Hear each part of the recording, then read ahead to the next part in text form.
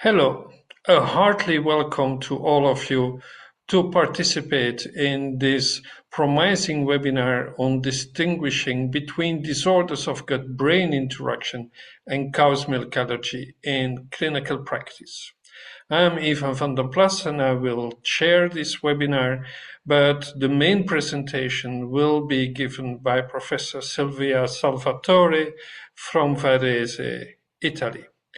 This slide shows my conflict of interest, and I'm based in Brussels. I did my medical studies at Free University of Brussels and trained there also in pediatrics.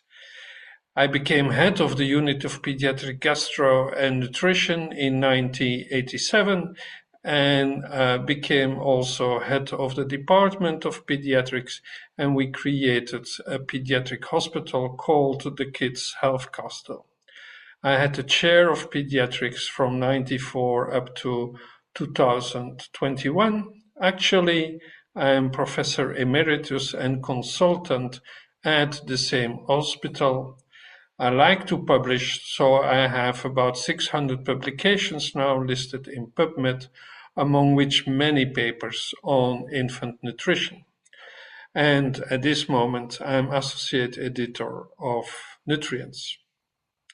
But as said, the main presentation will be given by Professor Salvatore, who is an associate professor of pediatrics at the University of Insubria in Varese, Italy.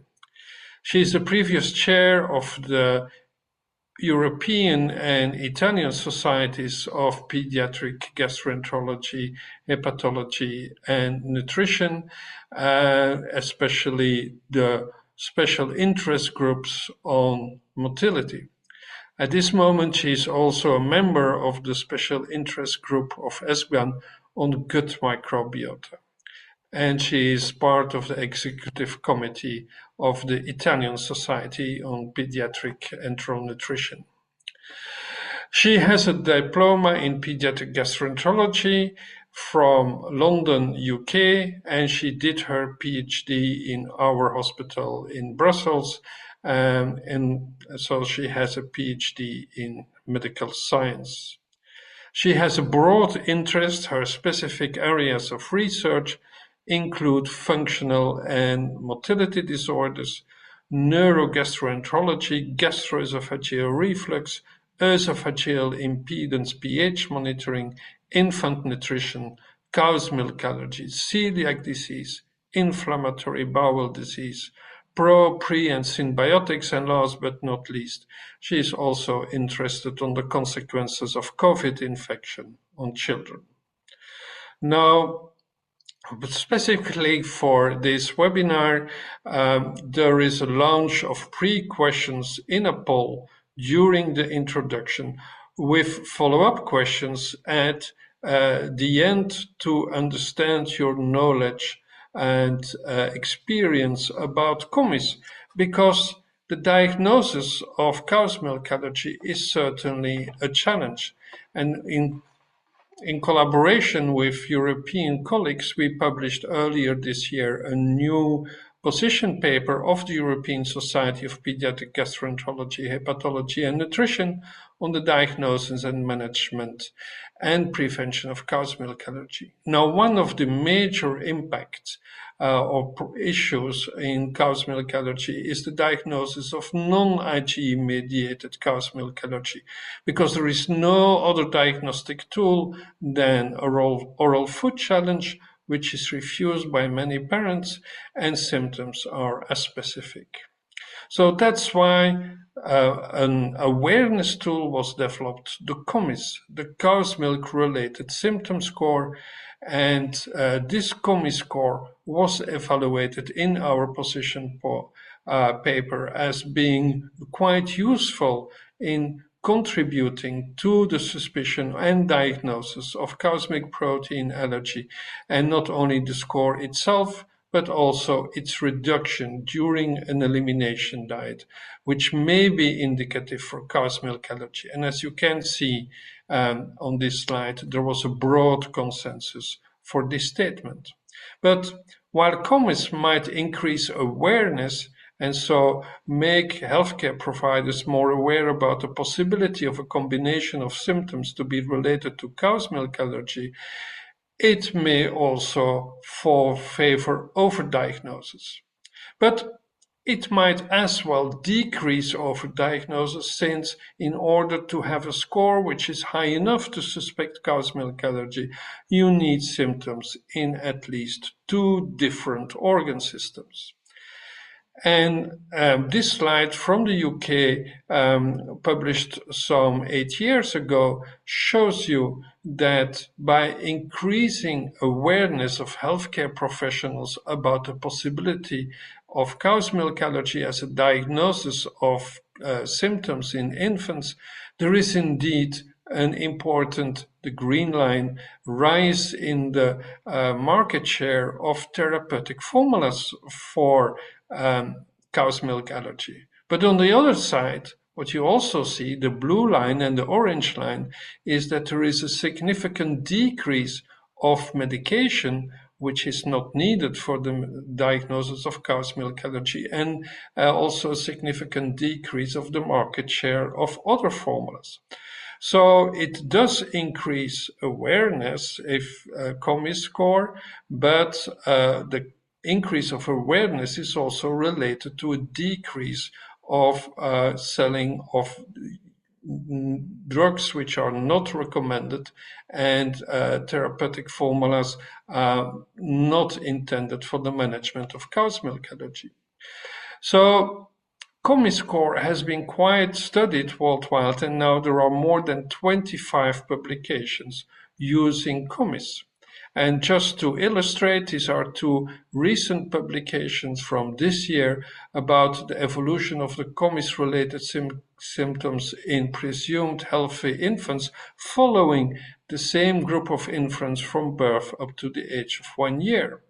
But also other papers are published here. Another example, cow's milk-related symptom score values in presumed healthy Egyptian infants and European infants in this paper in age between 6 and 12 months. And for Egyptian infants, the paper has just been accepted in nutrients. So before ending my introduction, I would like to repeat that there will be a line of question and answers from minutes after Silvia's presentation. You can also write your questions in the chat function during the presentations, and these questions will be handled and discussed after the presentation of Silvia. So, Silvia, the floor is all yours now. Thank you very much for your very nice introduction, Ivan, and welcome to all of you. It's a great pleasure for me to talk to you on disorders of gut-brain interaction that we will call DGBIs and cow's milk allergy, focusing in clinical practice. I'm working at the University of Insubria in Varese, Italy. That are my conflict of interest, and it's the plan for my presentation. I will try to clarify to you what are DGBIs and cow's milk allergy and what's behind, and if we can distinguish them. It's not a new problem, and it's not a new question. Indeed, you can find in JAMA nearly 100 years ago a paper that showed the relationship and the association between DGBIs and food allergy. And going to the future, try to get some help from artificial intelligence. And if you ask to ChatGPT, can we distinguish DGBI from cow's milk allergy, you can guess that the answer is yes. You can distinguish these 2 conditions based on symptoms, underlying mechanism, and diagnostic criteria. And reading further, specifically on dietary history and possible allergy testing and or challenge, elimination diet and then challenge.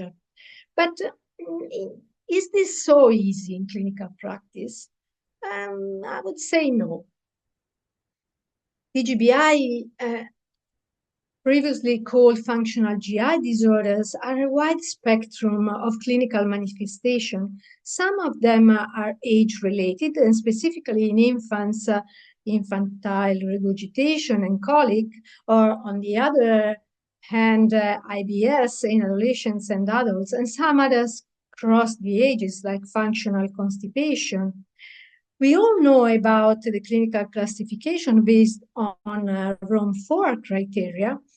And in infants, the most common DGBI disorders are regurgitation and colic, and less functional diarrhea, dyschexia and constipation, and even rarely rumination and cyclic vomiting. Does it matter in clinical practice? Yes, because 1 out of 4 infants can suffer from these disorders, up to 40% in the first month of life. And for children and adolescents, you can recognize 3 main clinical patterns. One is more related to vomiting, the second is more related to abdominal pain, and the third is bowel dysfunction. And again, 1 out of 8 children that will come to your clinic will suffer from one or even more than one of these disorders. What about cow's-milk allergy? Well, the prevalence is a little bit confused because you can find a wide range from 0.5% to 7.5% and even higher.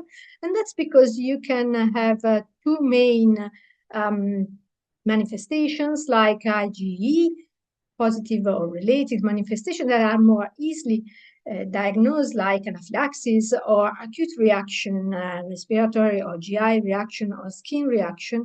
And then you have the other part of the spectrum with IgE negative that can also involve respiratory tract, GI tract, skin, and possible growth, anemia, and even blood in the stools in infants. And then there are specific patterns like food protein-induced enterocolitis syndrome, FPIES, or food protein-induced enteropathy, or food protein-induced allergic proctocolitis, and all the other xenophilic disorders that we will not discuss in this presentation.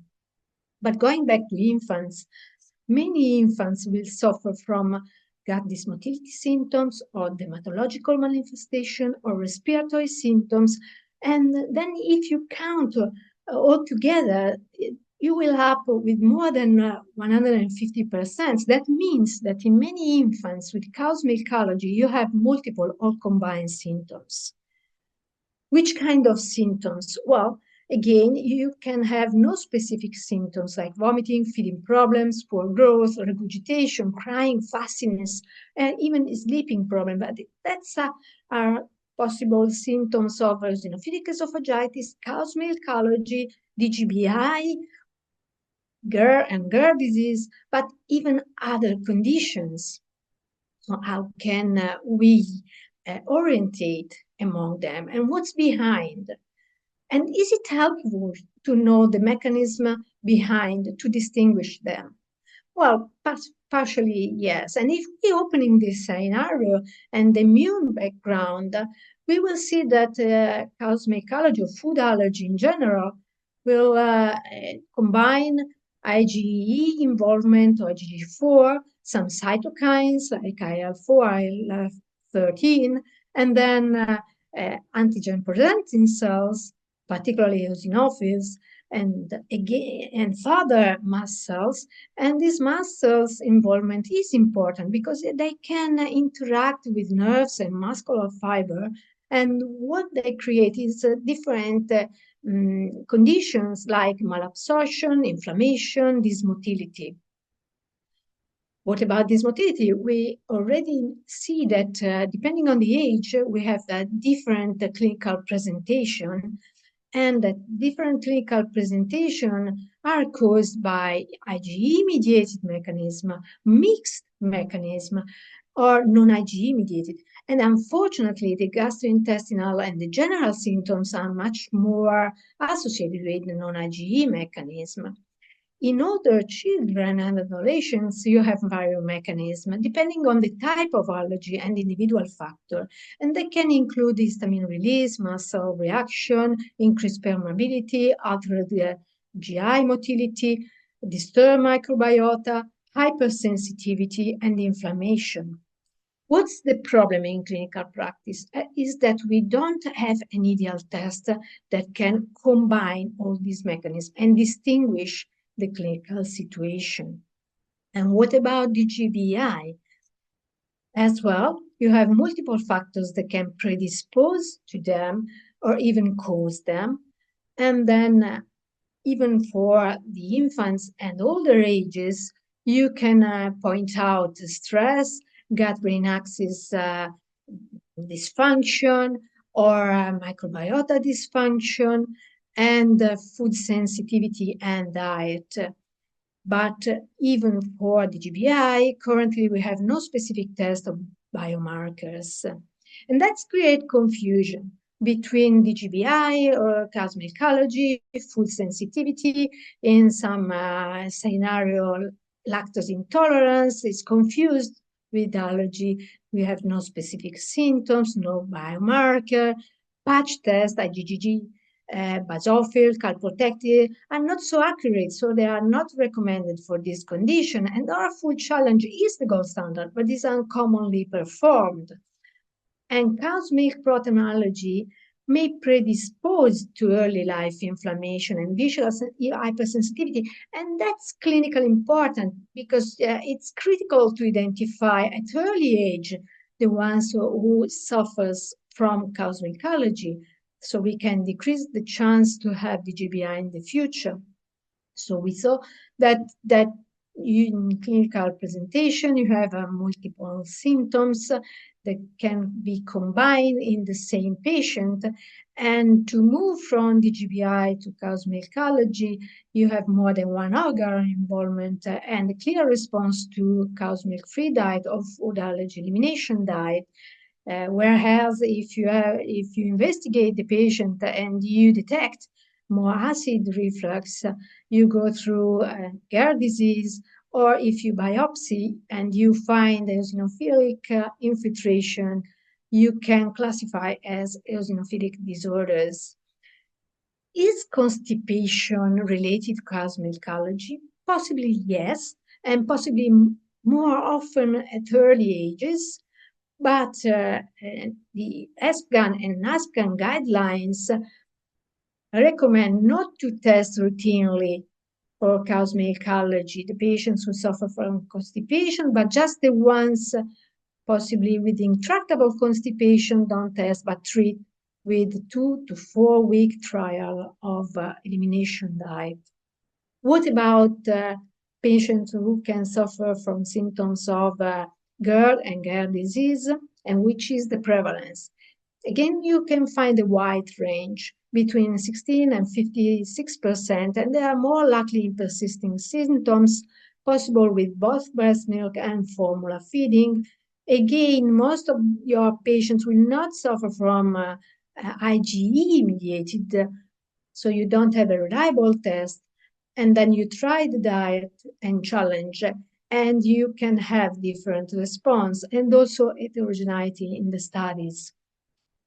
This is one of the best studies that I know. It's recently published by Tyrell O'Malley, and you can see how many tests he did to try to distinguish an infant who can suffer from GERD disease or cow's milk allergy, and multiple parameters considered. But what he found was that nearly 30% of these infants suffer from non-IgE cow's milk allergy, but you don't have any different baseline parameters or markers. But the elimination diet reduced symptoms, reduced acid exposure and clearance, and improved mucosal impedance. So from Tyrell O'Malley conclusion, cow's milk elimination and challenge remain the definitive diagnostic procedures. What are the tests? If from your clinical history you go through IgE-mediated form, you can test easily. But again, if you don't have a IgE-mediated form, like for general symptoms and GI disorders, You can test with endoscopy, impedance, but then you have to do elimination diet and challenge. So a little bit disappointment. And how to identify better the children who can benefit from cow's milk elimination diet, and how to avoid an overuse of elimination diet as well.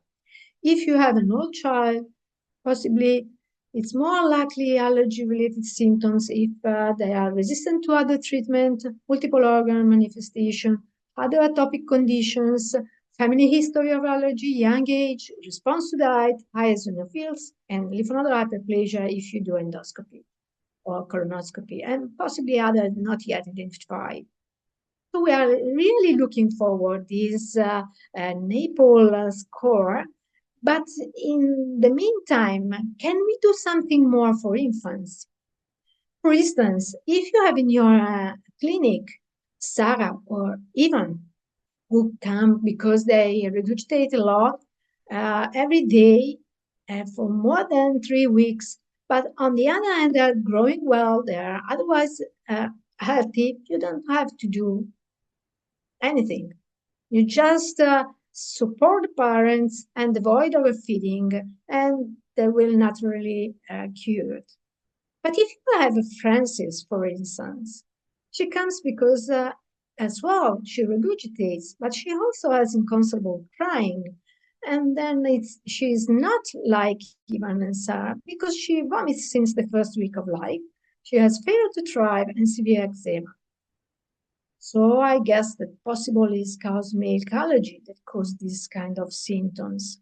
When cow's milk allergy is more likely? When multiple symptoms are in the same infants.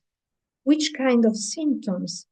And based on this concept of multiple manifestation of clinical symptoms in the infant, a group of experts 10 years ago created this cow's milk related symptom score.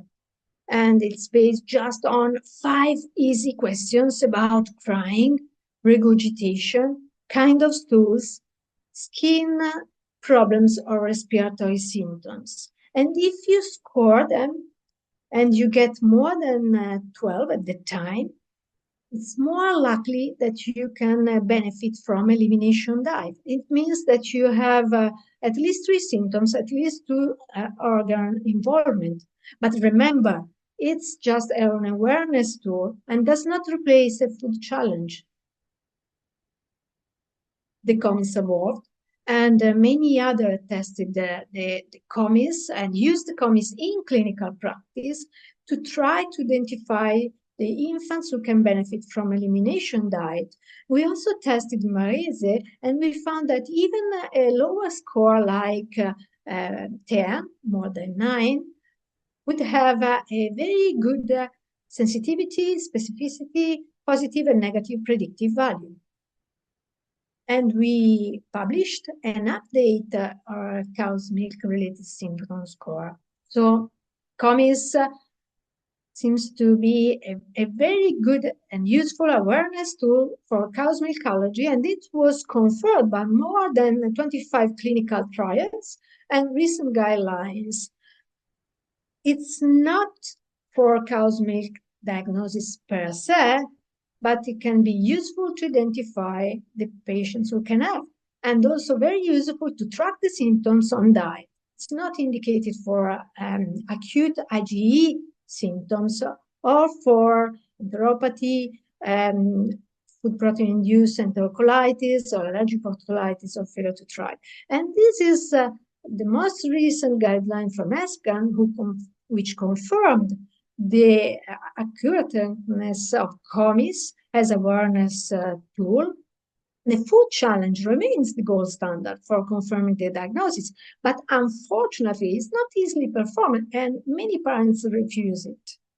So ComiSS might increase awareness and maybe overdiagnosis, but on the other hand, also decrease overdiagnosis, because to get a positive ComiSS, you need at least 2 organ systems involved. So that's the new ComiSS. What changes? doesn't change the concept of awareness tool, but we change the stool pattern and the total score. And the total score is now decreased to at least 10 to have a more likely cosmic ecology, and less than 6, not likely to have a cosmic ecology. That's the difference for the stools. We moved from Bristol, that was designed for adults, to Brussels stool scale, more adapted to infants. And then we also proposed a 5 steps clinical to get to identify cosmic ecology and to manage this patient. And these 5 steps are based on suspicions of cosmic ecology based on your history and physical examination. And then based on that, you decide if it's probably related to IgE or not, and then test between them. Start cosmic-free diet, if breastfed, maternal diet, if formula-fed, hydrolyzed formula, and very rare case elemental formula, then track symptoms on diet, and then plan a reintroduction and the challenge. And you can see then in 2 steps, ComiSS can be very useful, both for considering the diagnosis and then to track symptoms on diet. And even for infants can have a persisting regurgitation, vomiting and crying, and if you exclude alarm symptoms and you check that he is not overfed, you can consider the diet intervention for 2 to 4 weeks. Cosmic-free diet or thickened formula based on ComiSS as well, and track your symptoms, and if they don't improve, you have to test the infants and then reconsider the diagnosis. So at the end, and my conclusion is that we fixed a new cutoff for ComiSS as awareness tool for possible cosmic ecology, and we fixed at 10. This can distinguish 2 main clinical scenarios, and this score has been validated by more than 25 clinical trials. And we also published this year that if you test ComiSS in healthy, normal infants, you can get a median that is completely different, and it's about 3.